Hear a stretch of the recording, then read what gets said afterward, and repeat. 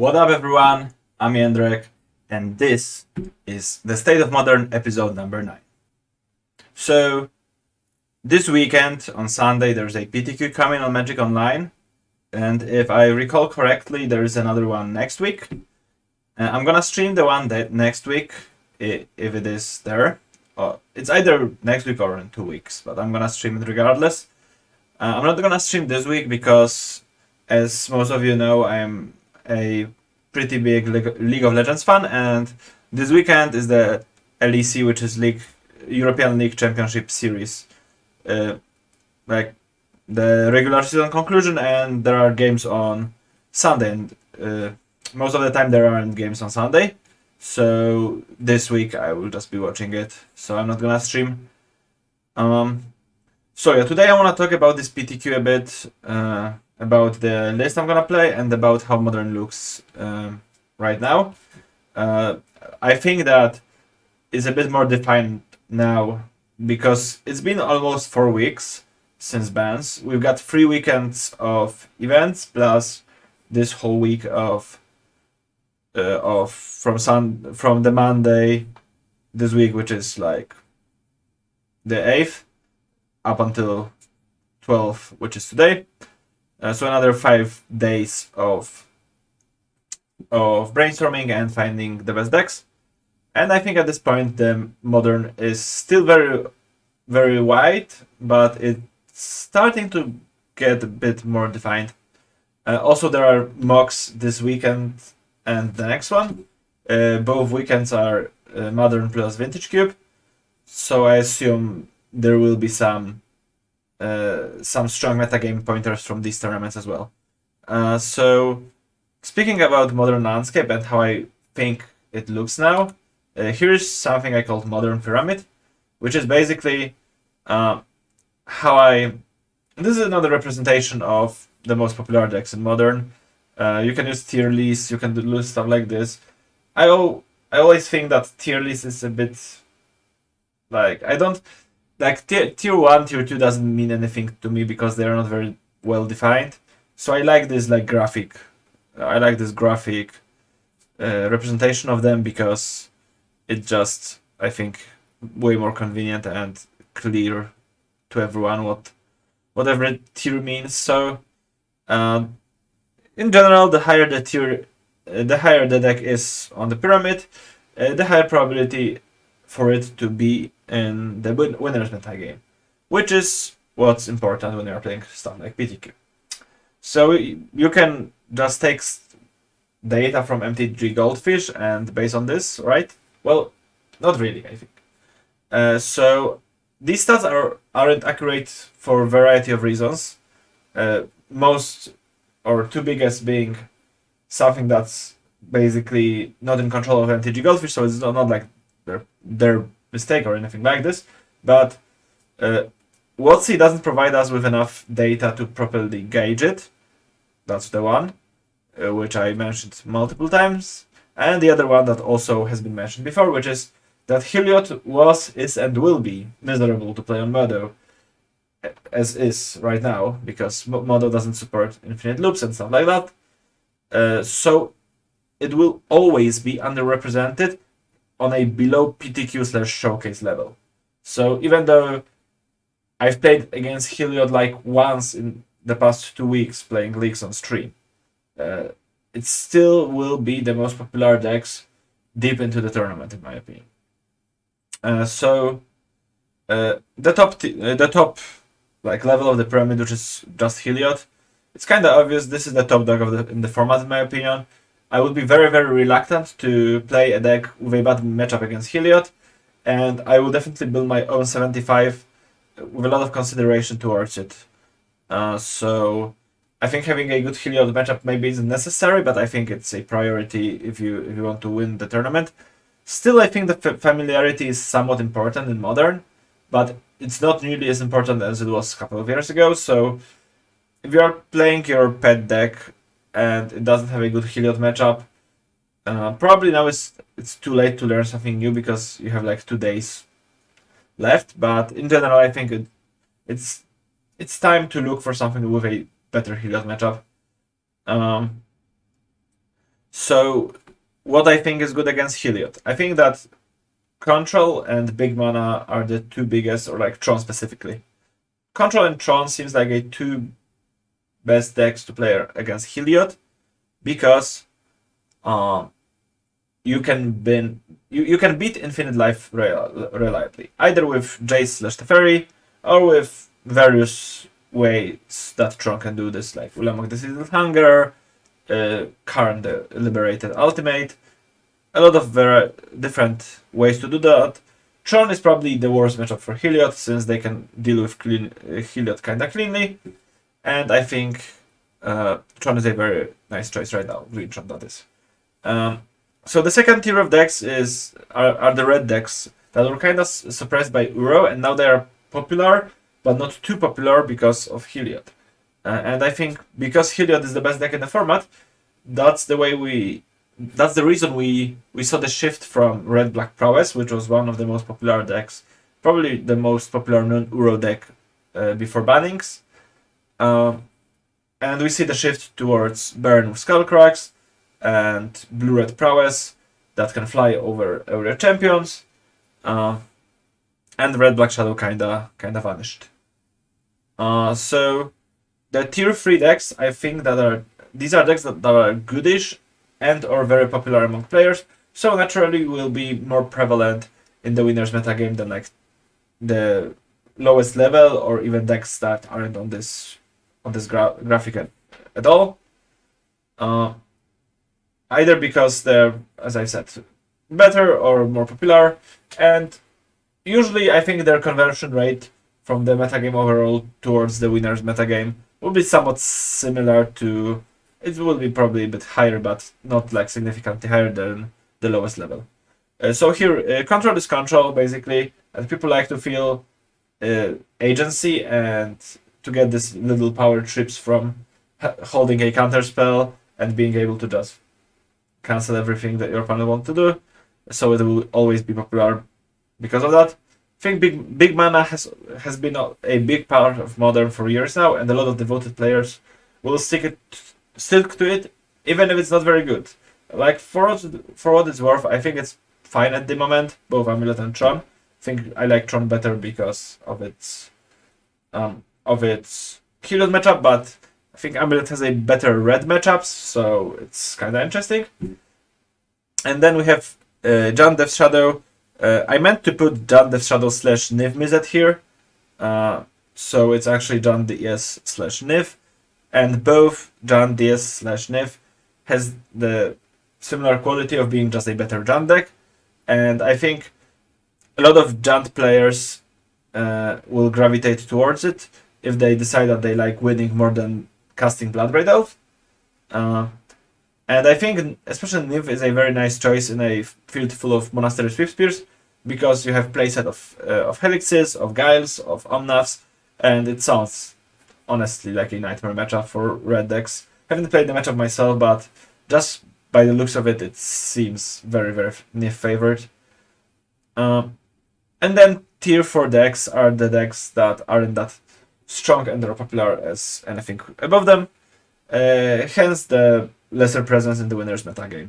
So obviously there will be some DNT decks and some Dredge decks and Hammer.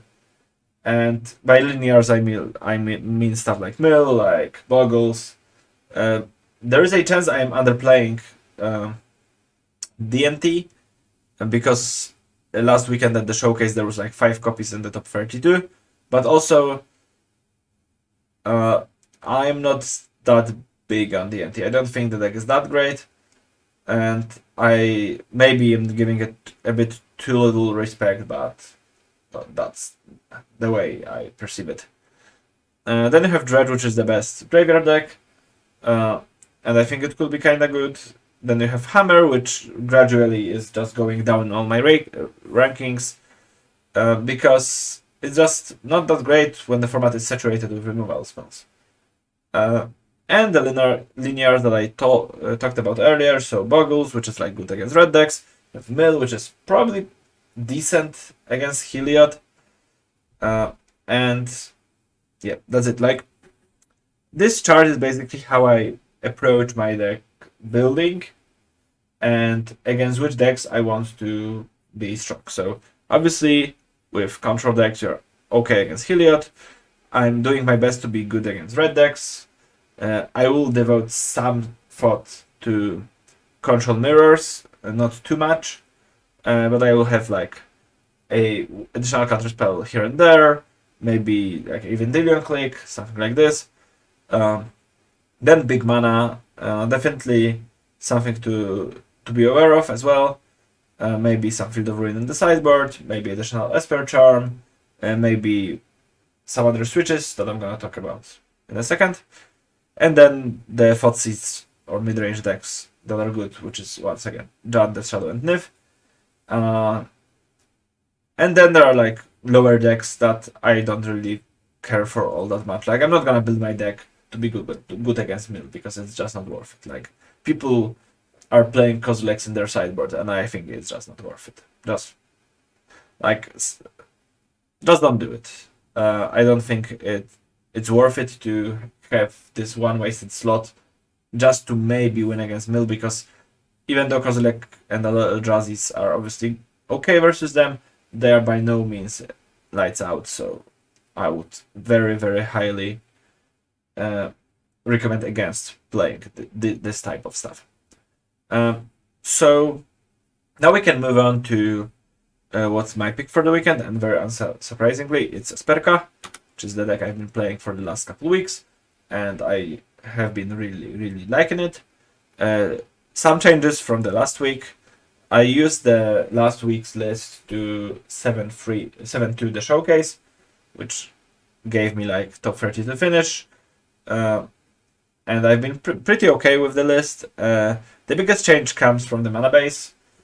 I've cut one Hallowed Fountain, one Glacial Fortress, and one River of Tears for one Godless Shrine, one Mystic Gate, and one Drowned Catacomb. So I think there's a lot of unjustified hate on River of Tears, and most of this hate comes from memeing and from the unfamiliarity with the card.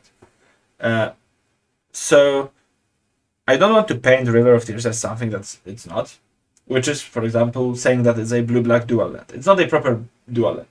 I think the best way of looking at it is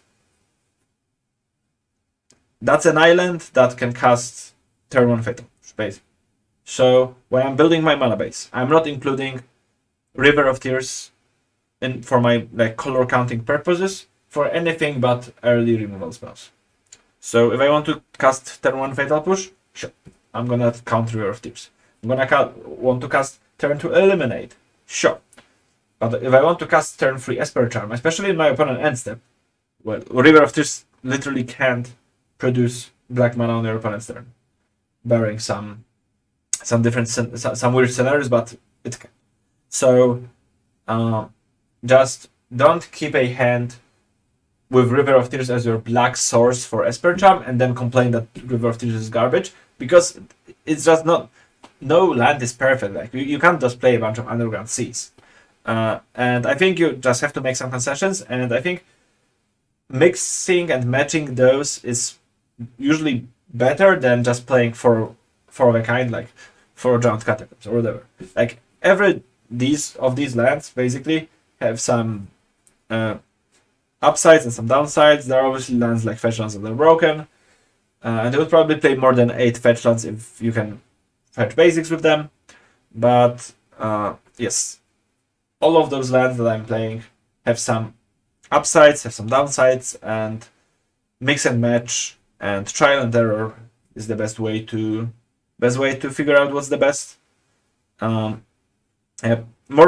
specifically about like Godless Shrine, I was kind of on the fence about playing another non-blue source in an Archmage's Charm deck, but first of all, there are only 2 Archmage's Charms, and second of all, without any Field of Ruins in the main deck and other colorless lands, I think filter lands are actually kind of broken in this deck, and I've been adding more and more. Now, currently I'm at 3 copies, which is 2 Mystic Gates and 1 Sunken Ruins, and I think they make casting Archmage's Charm even with additional non-blue land way easier, and I think it's consistent enough that you can just run this Godless Shrine, which in turn allows you to cut 1 River of Tears for Drowned Catacombs to have the same number of fatal push sources, which is for proper like 12 proper black sources plus River of Tears, and then you have more proper black sources for the later stages of the game, because you've added Godless Shrine and Drowned Catacombs instead of River of Tears and Hallowed Fountain. There is one more change in the deck list. Main deck is basically the same aside from mana, and the sideboard has Monastery Mentor instead of Elspeth. So I think the role of the card is kind of similar. Both of these are just a very strong cards in like attrition matchups, and people who are there too much get punished by both Elspeth and Mentor. And I think both of these cards have their strengths and weaknesses. I think Elspeth is better against stuff like Traditional Giant, and against stuff like Mardu and Eldrazi Tron. I think Eldrazi Tron is the best reason to play Elspeth, and if Eldrazi Tron is very popular, then play Elspeth instead of Mentor. Mentor is, on the other hand, pretty good against, or just better than Elspeth against big manas. And I think big mana is both more popular and needs more attention from the deck building standpoint than mid-range decks that Elspeth excels against needs. So that's why I've decided to play Mentor instead of Elspeth, and so far it's been good. So I would recommend playing it as well. Yep. That is it. It's a bit shorter than in the last few weeks, because the list is basically the same as the last week, and I've talked about all these metagame stuff as well, so I didn't want to just blabber on for too much. As I've said, I'm gonna play the PTQ this Sunday. Most likely not gonna stream it. Maybe if I have a deep run and the League of Legends stuff is over, then maybe I'm gonna fire up the stream for the later rounds. And if that's not the case, then I'm gonna see you on Monday with my regular stream. Also, if you want to play this deck, obviously you're on my Patreon, because you see this video when it releases instead of the month later on YouTube. So there's always also a guide on how to play and sideboard with Esper that I wrote last week, so make sure to check it out if you want to play Esper at the PTQ, or even in a league or your local tournament as well. So yeah, I'm gonna see you on Monday for my regular stream. Take care, bye bye, and I'm gonna see you.